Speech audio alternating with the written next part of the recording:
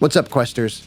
I think we were all a little bit surprised yesterday when we saw that Star Trek Bridge Crew had been released for Oculus Quest. I, for one, did not see this coming, but having played it on PSVR, I was very, very excited. It was a title that I really enjoyed on PSVR, but I could not find the time to sit down and spend any time playing through the missions. But now it's available for Quest, which means I can pick up my headset anytime I want, throw it on, and suddenly I'm on the bridge of a Federation starship.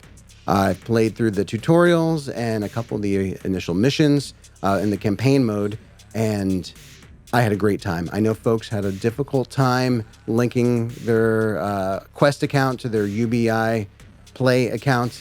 I had a little bit of trouble. My browser kept freezing on it, but once I got through that, it took me maybe 5-10 minutes to get linked up. And once I was sitting there and playing, it was the armchair VR experience I had been waiting for. In fact, I was able to bring my headset upstairs, sit in my living room in a nice cozy armchair, and enjoy a good hour and a half of playing Bridge Crew.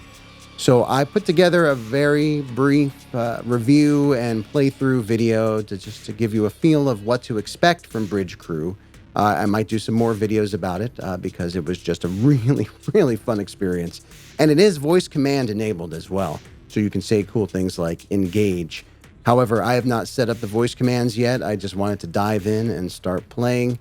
All in all, even though there was some drop in the quality of the graphics from what I experienced on the PSVR, the game still looked great. I felt it played great. It was exciting, but it was also mellow. It was a really good balance. And again, it was a perfect experience for just sitting down in a cozy chair and spending some time commanding a starship.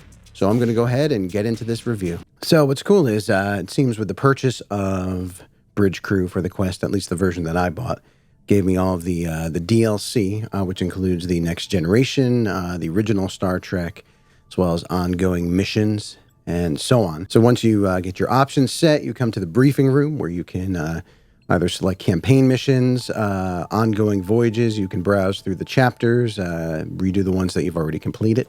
The game looks great.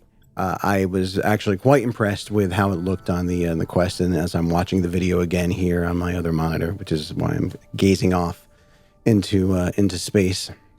Captain's log, Stardate 225. So it seems to start all the missions off with a little cutscene that intros you the basic info of the mission, gives you a little background, kind of gives you the lay of the sector that you're in. So after the cutscene, it drops you into the bridge, and there you are. You're sitting in the captain's chair. You've got all your controls. You've got your view screen that you see ahead. So all of us Star Trek fans are extremely familiar with this layout. Now, I've played this on the PlayStation VR, and the graphics obviously aren't as great, but I still thought they're quite good. You can pull up a help overlay, see where all your various controls are at any point during the game, which is nice. As you get the feel for things, you might forget where things are. I do highly recommend that you follow the tutorials. They do a really good job of getting you set up and ready to go on your way. You've got your objectives panel, which you can access at any time. Click on the objective items for more details on what you're supposed to be doing. And you've got your various maps. You've got your warp map, obviously, which is for long-range travel. So you'll select your destination from there. And then you need to pull up your crew-wide orders, which is essentially everything that affects everything on the ship. And that's where you will access your warp drive and have them spool up the warp engines and prepare the ship for warp, which is just awesome.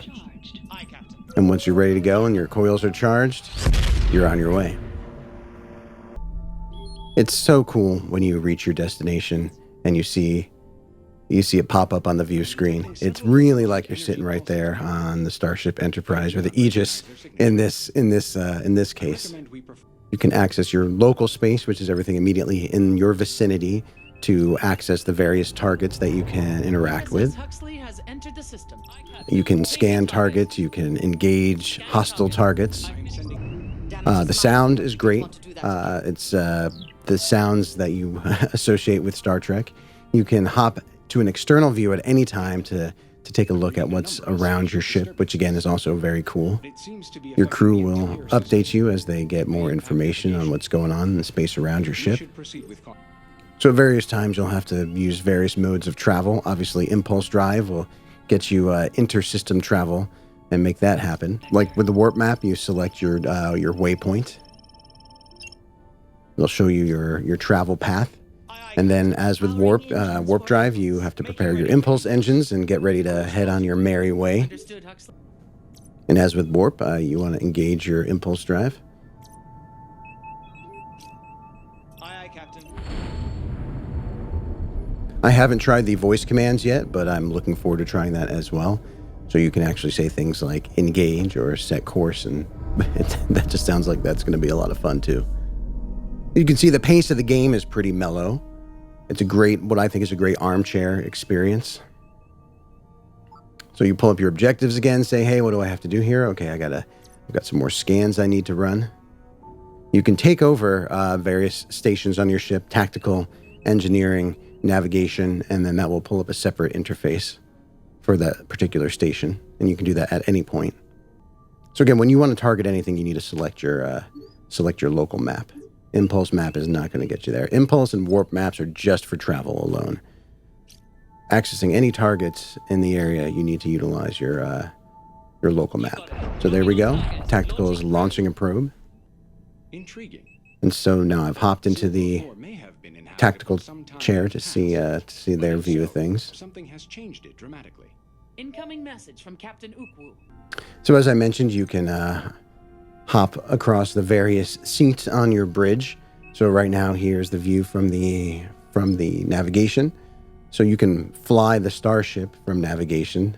It's all sort of the touch screen panel. You can zoom in and out of your sensor range, steer the ship. It's a bit like steering a boat where you have to give it a moment to react. Again, I just love the external view. It's really neat to be able to hop outside the starship and watch it as it flies through the various scenes here. So we're flying through a debris field right now to go check out this cracked moon and whatever may be floating in space around it. Vessel closing in. And then, of course, red alert. Contact. One hostile. Arming torpedoes. And I got to tell you, when the hostiles started coming in, I started getting pretty stressed out. So you can access all your weapons stations through just by looking at your tactical officer, and then their commands will pop up for them to be able to fire the photon torpedoes and the phasers. You can also access the weapon systems via the tactical workstation. So you can manually fire the torpedoes and the phasers. But the combat actually managed to get quite intense as there were multiple targets. Shooting on our ship, shooting on the ship that we were accompanying on their investigation of this part of space. Repairs underway on torpedo launchers. And I was continually having to repair systems, having to divert power to my shields. It was great to be able to hop out and watch the action from outside the ship.